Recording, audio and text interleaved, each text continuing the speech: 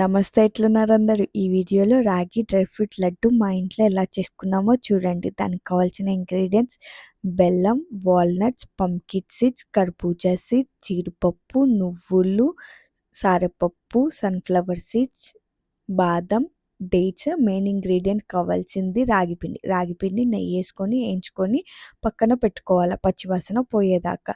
మిగతా నట్స్ అన్నీ మనం డ్రై రోస్ట్ చేసుకొని పక్కన పెట్టుకొని చల్లగా అయ్యాక మిక్సీ బరకగా చేసుకోవాలన్నమాట. ఇక్కడ కనిపిస్తుంది మా అత్తయ్య. ఇది మా అత్తయ్య చేసిన డ్రై ఫ్రూట్ లడ్డు అన్నమాట.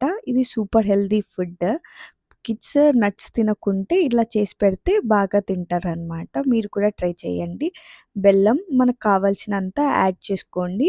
డేట్స్ ఏసుకోండి మన స్వీట్‌నెస్‌కి తగ్గట్టు. తర్వాత మనము నెయ్యేసుకొని రౌండ్‌గా బాల్స్ చుట్టుకోండి లడ్డూలాగా. నెయ్యి తగినంతనే ఏసుకోండి. ఎక్కువేసుకుంటే కూడా బాగుండదు అనమాట. మీరు కూడా మీ ఇంట్లో ట్రై చేయండి. ఉంటా మరి. ఓకేనా?